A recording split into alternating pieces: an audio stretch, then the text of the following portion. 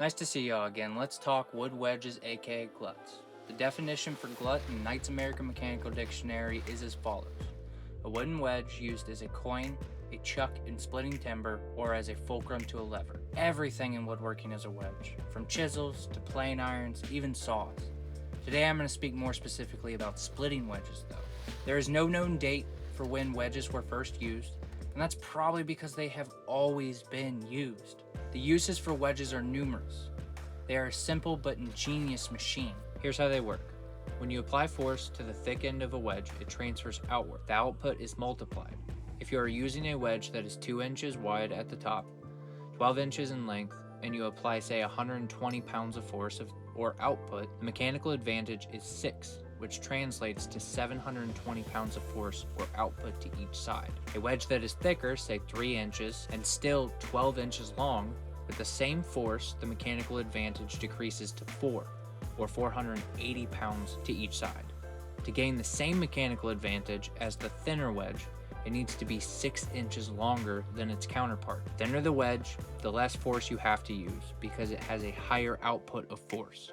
So let's discuss the different materials wedges are made from. There is wood, of course, metal, and plastic. But before plastic, there was only metal and wood wedges. The advantage of metal is longevity, and you can drive a metal wedge into solid timber, compared to its wood counterpart, which does not last as long and can only be driven into pre-existing cracks or checks in the timber. The disadvantage of metal wedges is cost. If you lost your metal wedge, you had to go to a blacksmith and have a new one made. Whereas with the wood wedges, or gluts, you could walk into the forest, find a sturdy species of tree, and make a new wedge on site. The only cost was your time and a bit of energy. In the modern era, we have plastic wedges though. These wedges have similar disadvantages as wood wedges, without the convenience of being able to make your own. But plastic wedges cost less than metal ones, and they come in packs. Wedges can be hit with most kinds of large hammer, whether it be a beetle. I have a video about the hitting beetle, I'll put a link in the description down below. A sledgehammer, or the back of a maul axe. A maul axe is the only axe you can use to drive wedges, in my opinion. Using any other kind of axe can damage the tool. You should also be warned that the hitting beetle should not be used when driving metal wedges.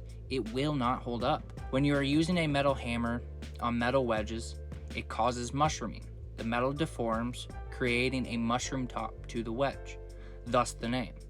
Cracks can form, causing weak points. If you don't use eye protection, pieces of shrapnel can fly off and cause serious injury. Better your face than your eyes. We need those to do this kind of work. Driving wedges can also be extremely loud, so use hearing protection. Some of the tools used in conjunction with a wedge are multiple types of hammers and axes. I normally use a felling axe, hewing hatchet, a maul axe, a froe or doll axe, a beetle, sledgehammer, and a mini sledge. You don't need all of these. It's just what I use. You can get away with just a maul axe. Each one has its disadvantages and advantages. You'll learn which tools work best for you with time and practice. I've given enough background on the tool, so let's build the thing. First things first, we need material. Follow me to my trusty pile. We are looking for a tough wood that will hold up. You don't want to use something that will be good for only one use. We will be making our gluts from round timbers. You're looking for rounds close to 3 inches in diameter or more. We want the rounds to be pretty thick, otherwise they won't hold up through the beating they will receive. Saw the timber off at about 24 inches. We will be cutting this in half to make 2 gluts per round stick.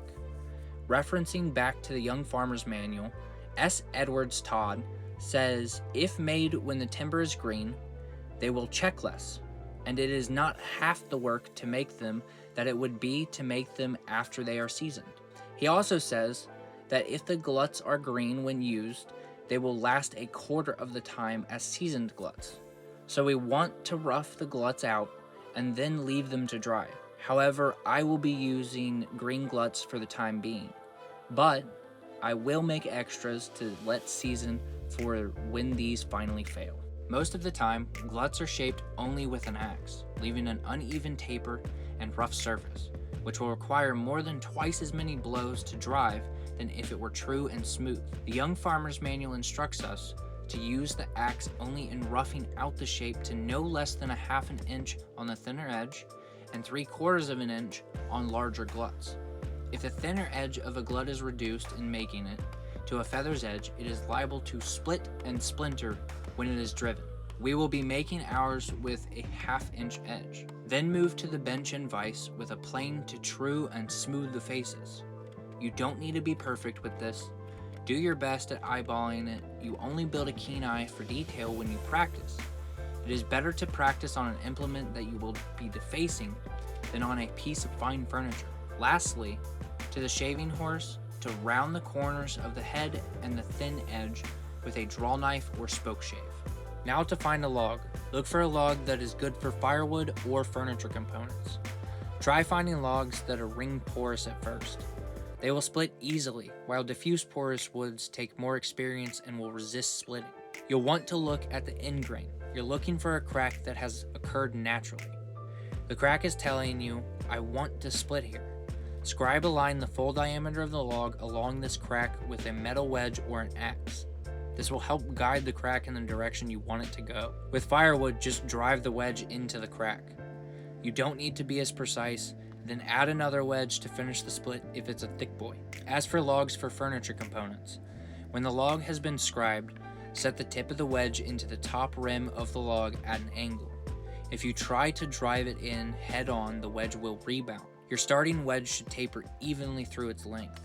If it does not, and it has an abrupt double bevel at the end, it will rebound more than the evenly tapered wedge. When the first metal wedge has opened the split up, put another metal wedge into the end grain near the middle of the split.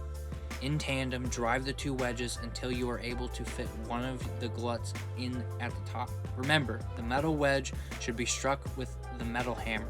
The gluts should be struck with a wood mallet. Keep an axe close. There will be fibers that won't want to separate. Use the axe to cut them away as you work your way down the log. Whenever the split opens far enough for another glut, leapfrog the glut from the front to the back. Keep doing this till the log breaks open. Then, when you have the log in halves, repeat the process till you get your billets or boards to the thickness you want. Always split in halves. You want an even amount of material on both sides. If there is more material on one side than the other, the split will run unevenly. If you've enjoyed this video and learned something, give this video a thumbs up. If you want to keep learning old things, subscribe and make sure to turn on your notifications. If you have any questions, concerns, or just want to say what's up, comment down below. As always, until next we meet.